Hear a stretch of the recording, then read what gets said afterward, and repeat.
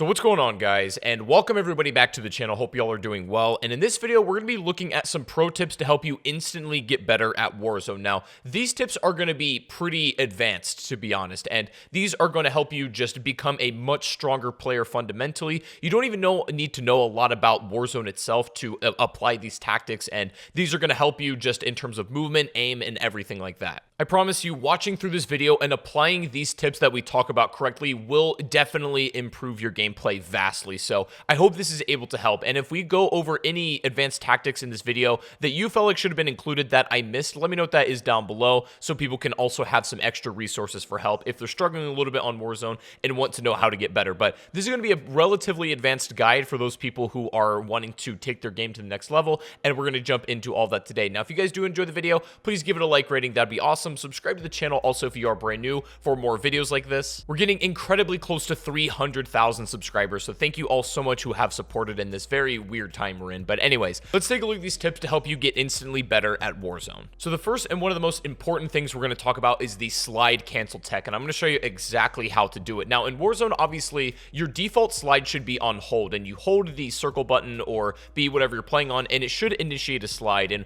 while this can be useful because it can help you slide around corners or make you a bit trickier to hit, it also is extremely laggy, and there is a big period of time where you physically cannot shoot your weapon. You're extremely vulnerable, and then even when you can shoot your weapon, there's still a little bit of time where you have to put your hand back on your gun. Now, we're going to change the hold over to tap behavior in the settings, and this will still accomplish the same goal, but instead of having to hold the button, you just tap it now. But what you'll notice is that when you tap it now twice, it sort of cancels the initial slide inertia, and then you're back in place. But there's one more thing here that's a problem, is that the slide cancel still has the animation of your hand coming back to your gun. And while this is good for, again, killing your inertia if you want to quickly stop and check a corner or maybe, you know, swing a staircase, this is good for that, but it still has the original problem of that really end laggy animation where you're putting your hand back on your gun and you can't really ADS or do anything useful with your weapon until you can do so, and there is a fix for that. When you do all of the previous inputs, but at the end of that slide cancel, you also input a jump, then what it will do is greatly increase your mobility and canceling that hand back to the weapon animation, making it almost instant, and you can see it greatly increases your fluidity. Something incredibly important to keep in mind as well is doing this slide cancel also instantly refreshes your super sprint, so you can essentially be super sprinting at all times or as much as you want to, and then instantly refresh it by using this technique. Now, there is a downside, unfortunately. If you happen to misinput anything during this animation, you might accidentally queue up a jump, which could hurt your movement later and then even cost you a gunfight, so you have to be extremely careful when doing this. Also, be sure to remember the slide can be canceled at any point during the animation before the window is over. You can do it late in the slide or very early to initiate another super sprint, or just have your gun up and ready to go. So the proper inputs visualized for this will look like this: double tapping your left sprint to initiate a super sprint, and then going into your slide using your crouch button and then canceling it with your crouch button again, and then ending that animation with a jump should look something like that buttery smooth animation that you're seeing on screen. If you're coming out of your animation queuing up a jump instead, you might be hitting that a little bit too late and you're gonna have to tighten up those inputs. But generally, practicing this either in just your own custom lobby or even jumping into Warzone and doing it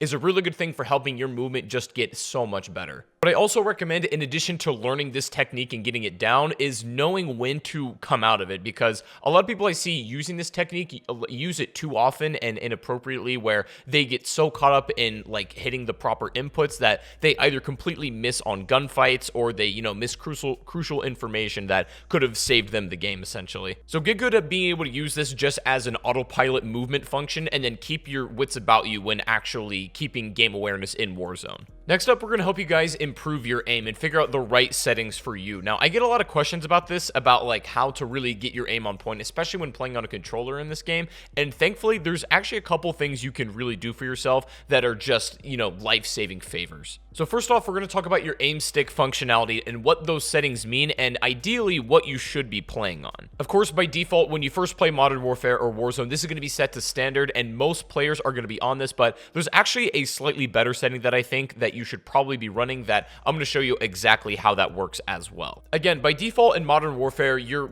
aim response curve should be set to standard whenever you get the game, but that's actually not the best option in my opinion. But standard is essentially what you're going to be used to from every other Call of Duty iteration, or generally just most video games. The response curve to this is very natural. There's no really crazy algorithms determining whether your sensitivity should be adjusted based on, where you're at and everything, but this is going to be just probably what your muscle memory is most used to. But I'm actually going to recommend that you change the setting to dynamic. And to be honest, this is not going to change your muscle memory hardly at all. What it will do, however, is fine-tune that sensitivity for very up-close gunfights and make it so you have a little bit less shaky aim up front, and then it's going to leave enough wiggle room and increase the sensitivity very slightly when you're, making huge curves and then trying to maybe snap to somebody at a longer range. And it's all very seamless. Like, if you've never tried to put your stick on dynamic, I highly recommend it. Shoot around for about 10-15 minutes and then see if you like it, but it will take just a small amount of muscle memory tuning to really get used to this, but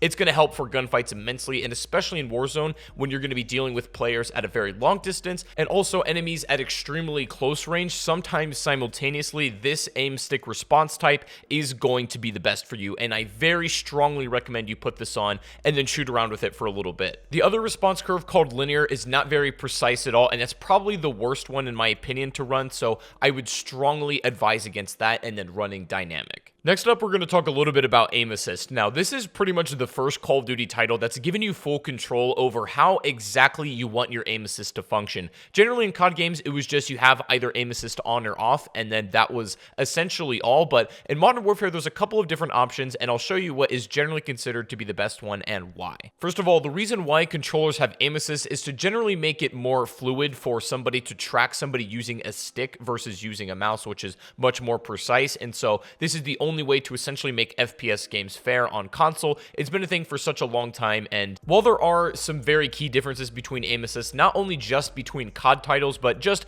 FPS games in general, Modern Warfare certainly has the most options for how you want your aim assist to behave, and we're going to talk about exactly what is the best option for this also. Again, similar to the other menu options, aim assist is going to be set to standard by default in Modern Warfare, and you have a couple of options for this as well. Precision is the one that generally people try to run if they're switching up their aim assist, but after a little bit of testing with these two, the other options that aren't standard, the only thing I've been able to find is that they essentially give you less sticky aim until you're on the player model itself. Standard gives you the most leeway, and you're basically putting yourself at a disadvantage if you're not playing standard, I found. However, if you tend to get annoyed if your aim assist maybe drags you in another direction that you wanted to aim and it ends up being more of a nuisance than anything, if that is your particular problem, then consider putting it on precision or even focusing.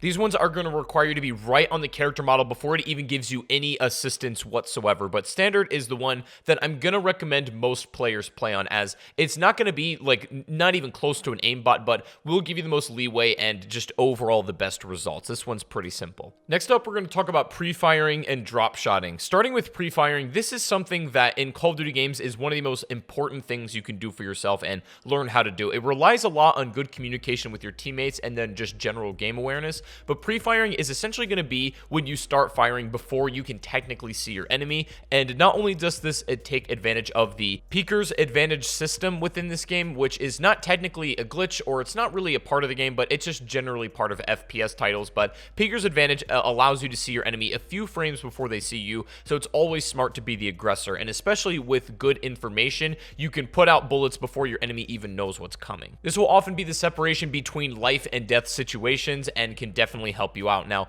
when it comes to drop shotting, when is it appropriate to drop shot and when is it not? In Warzone, because the terrain and altitudes are so varied, there are sometimes when you shouldn't drop shot at all, and then sometimes when you absolutely need to. Drop shotting is, of course, when you put your character model lower to the ground in order to throw off your enemy's aim while you're still putting out damage, which can really save your life. Drop shotting is always viable, but of course in Warzone, because all of the areas of the map are so open-ended, this does leave you to vulnerability if you're just laying on the ground as well. well, so it's not super smart to stay there for long. Drop shotting is going to be best used indoors when the ground is relatively flat and only at close to medium distances. Long-range gunfighting across ridge to ridge where the altitudes are a little bit different really isn't that smart of an idea, and at extremely long ranges, it's pretty much useless. Drop shotting is also extremely effective in the early game if you're not able to find an extra piece of armor and you know your enemy is going to have more health than you. That will buy you the time you need to potentially put out that damage and actually win the gunfight. So this is something you should work on incorporating into your gameplay,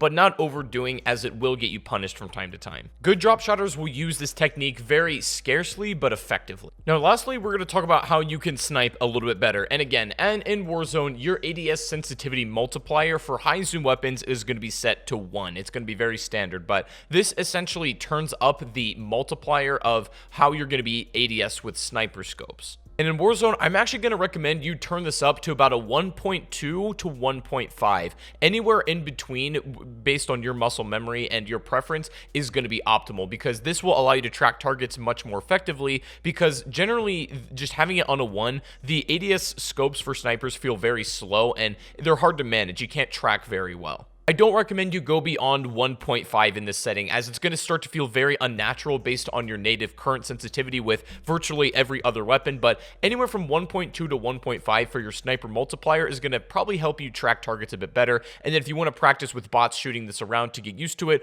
I highly recommend that also. But anyways, guys, those are going to be some pro tips to help you get better instantly at Warzone. And again, applying all of these to your gameplay should help to make you a much stronger player and just enjoy Warzone more as a whole. Now, I really hope you guys did enjoy the video today. If you did, please make sure to give the video a like rating. Subscribe to the channel if you are brand new. That'd be awesome if we hit 1,000 likes on this one. And if you want to go follow me over on Twitch, I stream almost every single day. The link to that is going to be down below in the description. I would love to see you over there. But anyways, hope you guys have a fantastic rest of your day, and I'll see you all on the next live stream or the next video. Have a good one, everybody, and peace out.